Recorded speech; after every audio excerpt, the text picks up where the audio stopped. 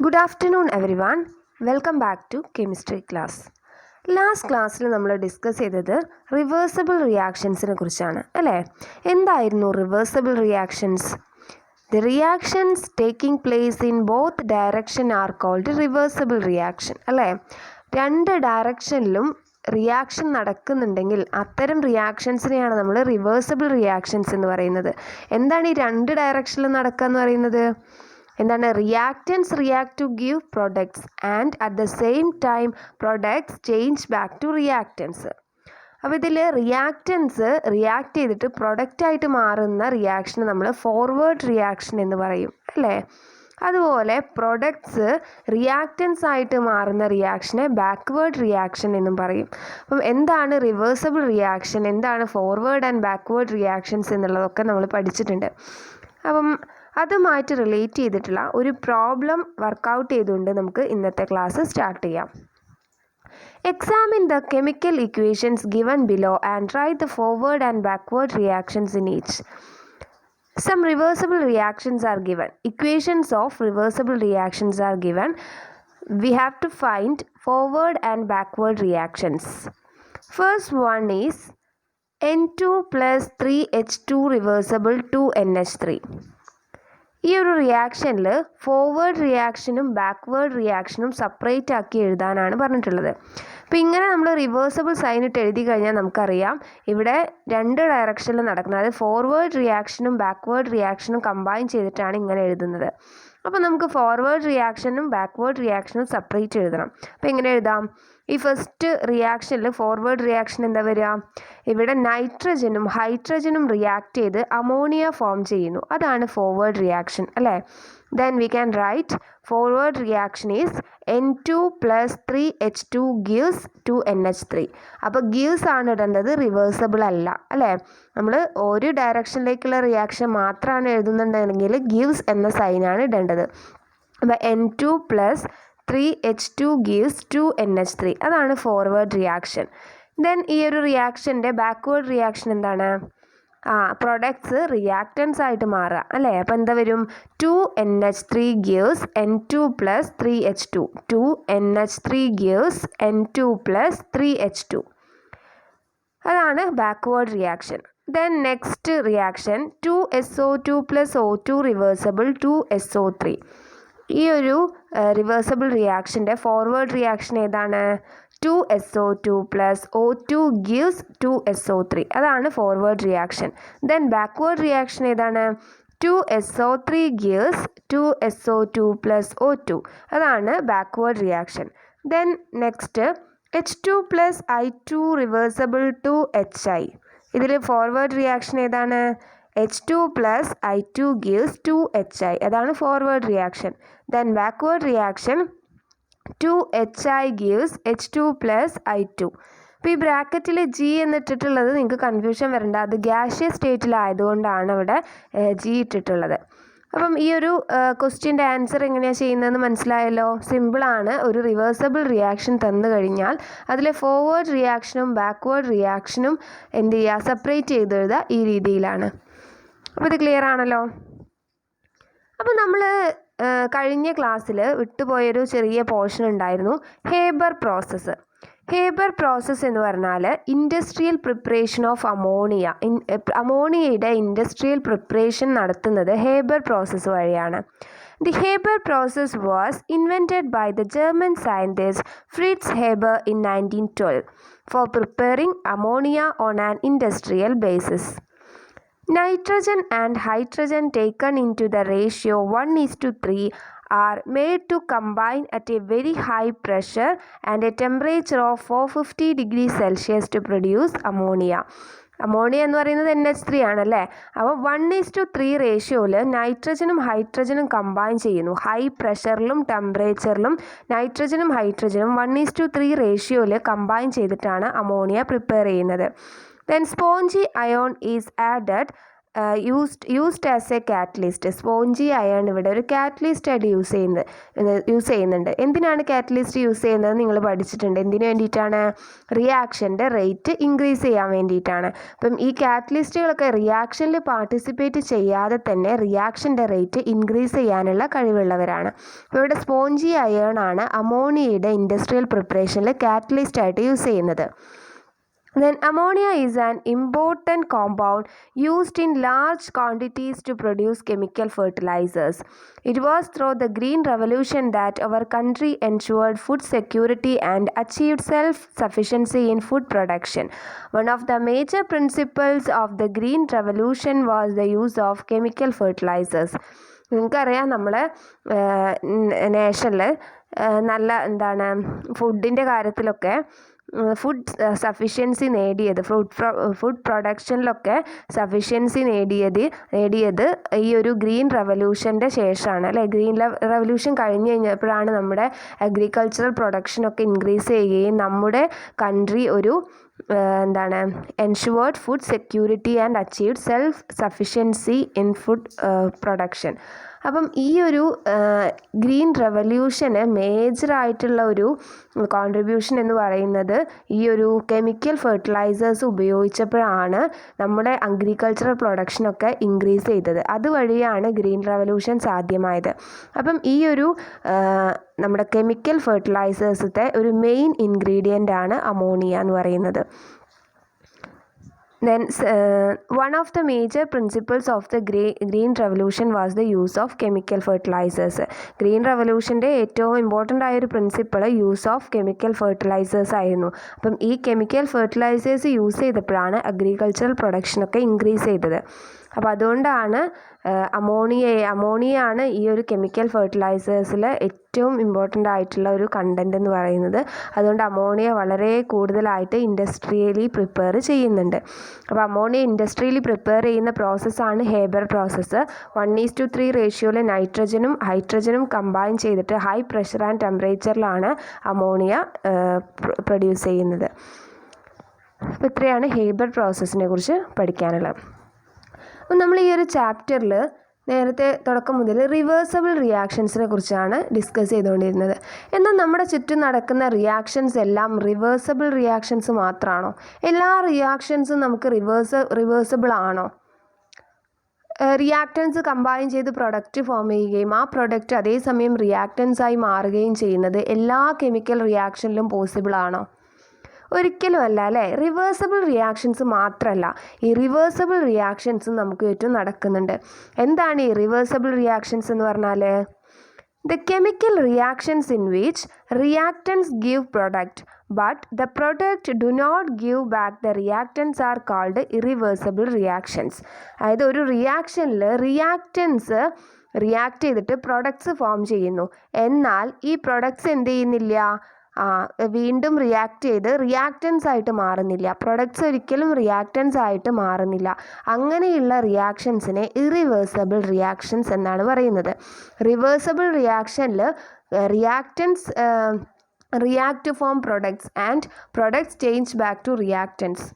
But in a irreversible reaction, reactants give product but the product do not give back the reactants are called irreversible reactions.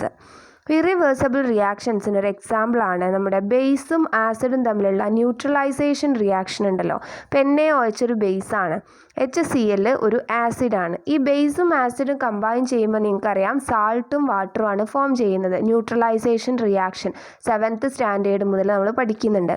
അപ്പം sodium ഹൈഡ്രോക്സൈഡും hydrochloric ആസിഡും തമ്മിൽ react ചെയ്യുമ്പോൾ sodium chloride salt അതുപോലെ വാട്ടറുമാണ് form ചെയ്യുന്നത്. പക്ഷെ ഇങ്ങനെ form ചെയ്ത products വീണ്ടും റിയാക്ട് ചെയ്തിട്ട് ഈ ഒരു ബേസും ആസിഡും നമുക്ക് ഒരിക്കലും തിരിച്ചു തരാൻ പോകുന്നില്ല. അപ്പം ഈ ഒരു റിയാക്റ്റൻസ് ആയിട്ടുള്ള സോഡിയം ഹൈഡ്രോക്സൈഡും ഹൈഡ്രോക്ലോറിക് ആസിഡും റിയാക്ട് ചെയ്തിട്ട് സോഡിയം ക്ലോറൈഡും വാട്ടറും ഉണ്ടാവുന്നു. പക്ഷേ ഈ സോഡിയം ക്ലോറൈഡും വാട്ടറിനും വീണ്ടും എന്തായിട്ട് മാറാൻ കഴിയില്ല? ആസിഡും ബേസുമായിട്ട് മാറാൻ കഴിയില്ല. അപ്പോൾ ഇതെന്താണ്? ഇതൊരു ഇറിവേഴ്സിബിൾ റിയാക്ഷനാണ്. അപ്പോൾ നമ്മൾ സിംഗിൾ ആരോ വെച്ച് റെപ്രസെൻറ്റ് ചെയ്യുന്നുള്ളൂ. ഇതൊരു ഇറിവേഴ്സിബിൾ റിയാക്ഷനാണ്. ഇനി ഇറിവേഴ്സിബിൾ റിയാക്ഷന് വേറെ എക്സാമ്പിൾസ് ആണ് കാർബൺ ഡൈ ഓക്സൈഡിൻ്റെ പ്രൊഡക്ഷൻ. C+O2 gives CO2. ഇതൊരു ഇറിവേഴ്സിബിൾ റിയാക്ഷനാണ്. Then NaCl plus AgNO3 gives NaNO3 plus AgCl. ഇതും ഒരു ഇറിവേഴ്സിബിൾ റിയാക്ഷൻസ് ആണ്. അപ്പം ഒരു കാര്യം മനസ്സിലാക്കുക, എല്ലാ റിയാക്ഷൻസും റിവേഴ്സിബിൾ റിയാക്ഷൻസ് അല്ല. എന്തുണ്ട്? ഇറിവേഴ്സിബിൾ ആയിട്ടുള്ള റിയാക്ഷൻസും ഉണ്ട്. അപ്പം നമുക്ക് ഈ ഒരു ചാപ്റ്ററിൽ നമ്മൾ മെയിനായിട്ട് ഫോക്കസ് ചെയ്യുന്നത് റിവേഴ്സിബിൾ റിയാക്ഷനെ കുറിച്ചാണ്. അപ്പോൾ ഇതിൽ ചെറിയൊരു പോർഷനായിട്ട് ഇത് കൊടുത്തിട്ടുണ്ട് എന്ന് മാത്രമേ ഉള്ളൂ. അപ്പോൾ ഇനി നമ്മൾ വീണ്ടും റിവേഴ്സിബിൾ റിയാക്ഷനിലേക്ക് തന്നെ തിരിച്ചു പോവാണ്. ഈ ഒരു ചാപ്റ്ററിലെ ഏറ്റവും ഇമ്പോർട്ടൻ്റ് ആയൊരു പോർഷനാണ് നമ്മൾ അടുത്തതായിട്ട് പഠിക്കാൻ പോകുന്നത്, കെമിക്കൽ ഇക്വിലിബ്രിയം.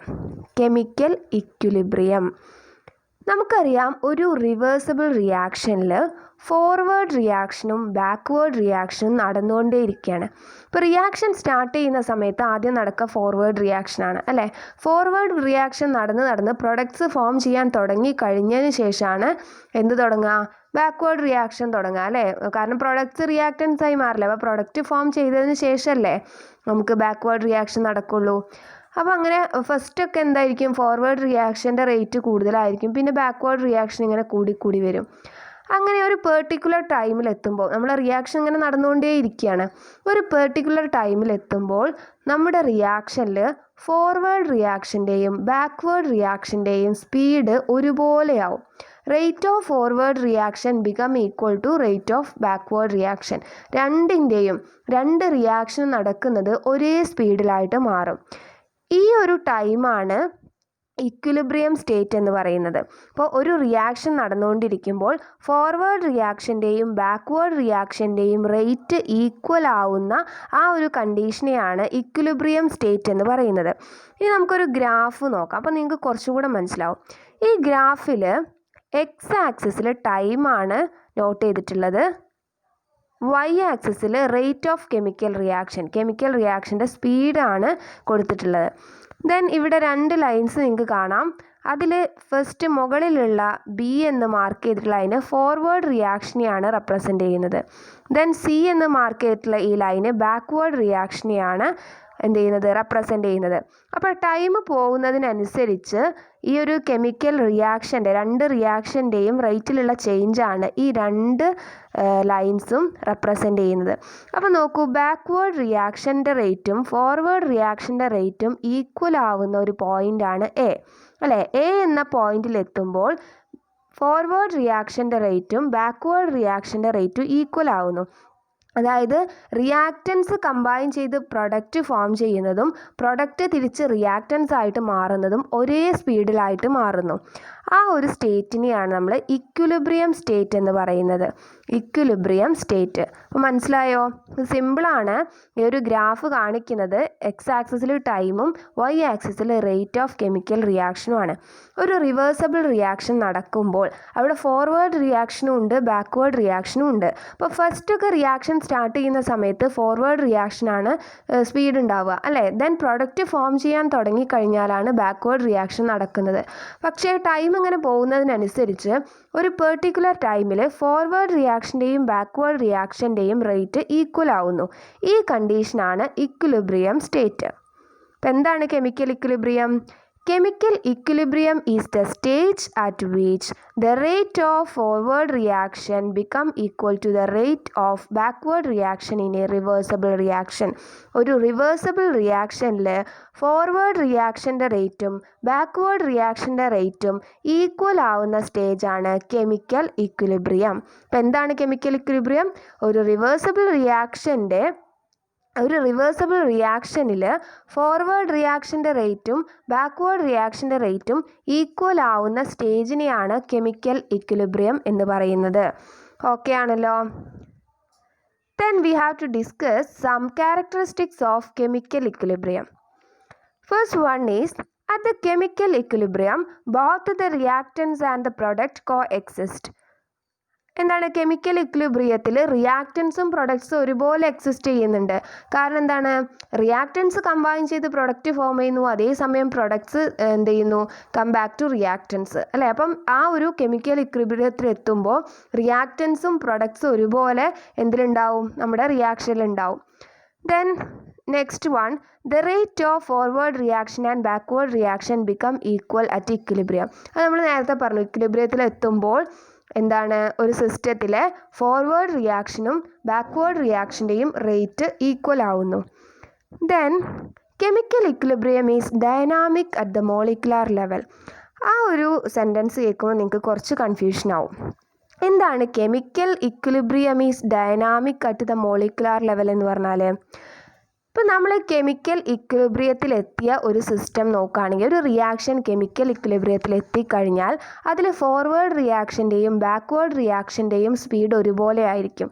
അതായത് റിയാക്റ്റൻസ് കമ്പൈൻ ചെയ്ത് പ്രൊഡക്റ്റ് ആവുന്ന ആ ഒരു സ്പീഡും അതേസമയം അപ്പം തന്നെ എന്ത് ചെയ്യും, പ്രൊഡക്ട്സ് നേരെ റിയാക്റ്റൻസ് ആവുന്ന ആ ഒരു സ്പീഡ് ഒരേപോലെ ആകുമ്പോൾ നമുക്ക് ആ സിസ്റ്റത്തിലേക്ക് നോക്കുമ്പോൾ തോന്നുക അവിടെ റിയാക്ഷൻ സ്റ്റോപ്പ് ആയിട്ടുണ്ട് എന്ന് തോന്നാം. കാരണം രണ്ടിൻ്റെയും എപ്പോഴും റിയാക്റ്റൻസിൻ്റെ അളവും പ്രൊഡക്ട്സിൻ്റെ അളവും ഈക്വൽ ആയിട്ടായിരിക്കും നമുക്ക് ഫീൽ ചെയ്യുക. അപ്പോൾ അതുകൊണ്ട് നമുക്ക് തോന്നും ഇവിടെ റിയാക്ഷൻ ഇപ്പോൾ നടക്കുന്നില്ല, ഇത് സ്റ്റോപ്പ് ആയിട്ടുണ്ടെന്ന്. പക്ഷേ യഥാർത്ഥത്തിൽ അവിടെ റിയാക്ഷൻ സ്റ്റോപ്പ് ആവുന്നില്ല. എന്ത് ചെയ്യുന്നുണ്ട്, കെമിക്കൽ ഇക്വിലിബ്രിയത്തിൽ എത്തിയാലും ഫോർവേഡ് റിയാക്ഷനും ബാക്ക്വേർഡ് റിയാക്ഷനും നടന്നുകൊണ്ടേയിരിക്കുന്നുണ്ട്. അതായത് റിയാക്റ്റൻസ് കമ്പൈൻ ചെയ്ത് പ്രൊഡക്റ്റ് ഫോം ചെയ്യുന്നുണ്ട്, പ്രൊഡക്റ്റ് എന്ത് ചെയ്യുന്നുണ്ട്, തിരിച്ച് റിയാക്റ്റൻസ് ആയിട്ട് മാറുന്നുണ്ട്. പക്ഷേ ഈ രണ്ട് റിയാക്ഷൻസിൻ്റെയും റേറ്റ് ഈക്വൽ ആയതുകൊണ്ട് നമുക്കങ്ങനെ തോന്നുകയാണ്. ആക്ച്വലി എന്താണ്, അവിടെ മോളിക്കുലാർ ലെവലിൽ നമ്മുടെ റിയാക്ഷൻ നടന്നുകൊണ്ടേയിരിക്കുകയാണ്. റിയാക്റ്റൻ്റ് മോളിക്യൂൾസ് പ്രൊഡക്റ്റ് മോളിക്യൂൾ ആവുന്നുണ്ട്, പ്രൊഡക്റ്റ് മോളിക്യൂൾസ് തിരിച്ച് റിയാക്റ്റൻ്റ് മോളിക്യൂൾസും ആവുന്നുണ്ട്. അപ്പോൾ ഇക്വിലിബ്രിയത്തിൽ എത്തിക്കഴിഞ്ഞാൽ ആ ഒരു റിയാക്ഷൻ സ്റ്റോപ്പായി നല്ല മീനിങ്, അത് നടന്നുകൊണ്ടേയിരിക്കുന്നുണ്ട്. പക്ഷേ റേറ്റ് ഓഫ് ഫോർവേഡ് റിയാക്ഷനും റേറ്റ് ഓഫ് ബാക്ക്വേർഡ് റിയാക്ഷനും ഈക്വലായി എന്ന് മാത്രമേ ഉള്ളൂ. A system reaches equilibrium not because of the reaction stops but because the rate of forward and backward reaction become equal. Even at equilibrium, the reactant molecule react to form product molecules and product molecules react to form reactant molecule. Hence, chemical equilibrium is said to be dynamic equilibrium at the molecular level. അതുകൊണ്ടാണ് ഇക്വിലിബ്രിയത്തിനെ നമ്മൾ എന്ത് പറയുന്നത്, dynamic equilibrium എന്ന് പറയുന്നത്. അപ്പം ആ ഒരു equilibrium കണ്ടീഷനിൽ എത്തിക്കഴിഞ്ഞാലും റിയാക്ഷൻ സ്റ്റോപ്പ് ചെയ്യുന്നില്ല, റിയാക്ഷൻ നടന്നുകൊണ്ടേയിരിക്കുകയാണ്. പക്ഷെ നമുക്ക് എന്ത് ഫീൽ ചെയ്യും, റിയാക്ഷൻ സ്റ്റോപ്പായിട്ടുണ്ട് എന്ന് നമുക്ക് ഫീൽ ചെയ്യുകയാണ്. കാരണം എന്തുകൊണ്ടാണ്, ഒരേ റേറ്റിൽ റിയാക്റ്റൻസ് പ്രൊഡക്റ്റായി മാറുകയും പ്രൊഡക്ട്സ് റിയാക്റ്റൻസായി മാറുകയും ചെയ്യുമ്പോൾ അവിടെ റിയാക്ഷൻ നടക്കുന്നില്ല എന്ന് നമുക്ക് തോന്നൂലേ. കാരണം എപ്പോഴും ഒരേ അളവല്ലേ റിയാക്റ്റൻസ്